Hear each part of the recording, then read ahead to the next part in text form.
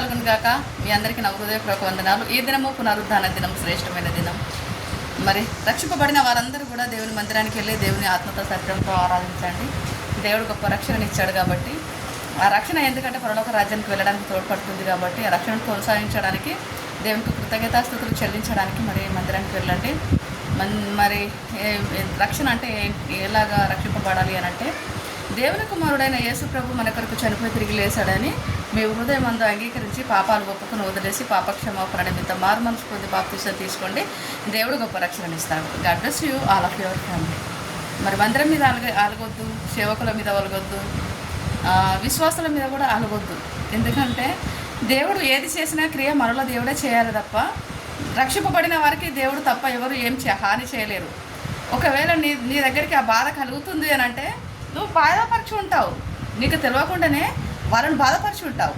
కాబట్టి ఆ బాధను మనం అనుభవించాలి. ఎవరినైతే ఎక్కువగా మనం గాయపరుస్తామో ఆ గాయం మనం డబల్గా అనుభవించాల్సిందే, తప్పదు అది. కాబట్టి మనసులను ఎవరు మనం తప్పు పట్టడానికి లేదు.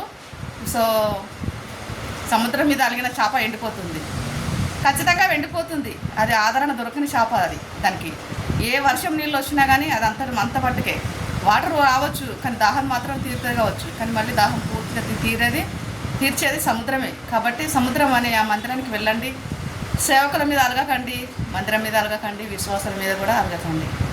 కాబట్టి దేవుడు మన ఆత్మీయ జీవితాన్ని నడిపించేది దేవుడు కదా. ఏదైనా చేస్తే దేవుడితో మనం పోరాడి గెలవాలి తప్ప మనుషులతో కాదు. మనుషుల వైపు చూసిన వాళ్ళు ఖచ్చితంగా గాయమైపోతారు, గాయపడాల్సిందే. అది తథ్యం. దేవుడు చెప్పాడు, మనుషులను రాజులను ఆశ్రయించడం కంటే యెహోవాను ఆశ్రయించడం మేలు అని. కాబట్టి మనం దేవుని వైపు చూసి సాగిపోవడం మంచిది. కాబట్టి నేను మందిరానికి వెళ్తున్నాను, మీరు కూడా మందిరానికి వెళ్ళండి. మన సీనియారిటీ బట్టి, మన అతిక తెలివిని బట్టి పరలోక రాజ్యం వెళ్ళాం. దేవుడిచ్చిన రక్షణను కాపాడుకుంటూ మాత్రమే వెళ్తాం. ఆ విశ్వాసం, అక్షయబీజం దేవునిలో నుండి మనకు వచ్చింది కాబట్టి మనం సాత్వికం కలిగి, క్రియరూపకంగా సాత్వికం కలగాలి. గర్వంతో కూడిన సాత్వికం కాదు, అది అజ్ఞానంతో కూడిన సాత్వికం. ఎక్కడి నుండి వస్తుందంటే అది సాతాను కాని బీజం, చేదైన వేరు మనలో ఉంటే మాత్రమే ఆ సాత్వికం అనేది రాదు. మంచి సాత్వికం, దేవుని గురించిన సాత్వికం, తగ్గింపు స్వభావం అంటే అది పరిపూర్ణంగా ఉంటుంది. నీ తగ్గింపు స్వభావాన్ని, క్రియను ప్రతి ఒక్కరిలో ఉండి దేవుడు అబ్జర్వేషన్ చేపిస్తాడు. నువ్వు నిజంగా సాత్వికం కలిగి ఉన్నావా, లేకుంటే గర్వంతో కూడిన సాత్వికం కలిగి ఉన్నావా? సో దేవుని దగ్గరికి అయితే మాత్రమే జ్ఞానాన్ని మనం సాధకం చేసుకోవచ్చు. దేవుని అంత భయభక్తులు కలిగి ఉండటే జ్ఞానానికి మూలం. ప్రతి వారి దగ్గర వినయం కలిగి విధేయతతో దేవుని మహిమపరిచే సత్క్రియ మనలో జరగాలి. దేవునికి మహిమ కలిగింది. God bless you all of your family. Thank you so much friend.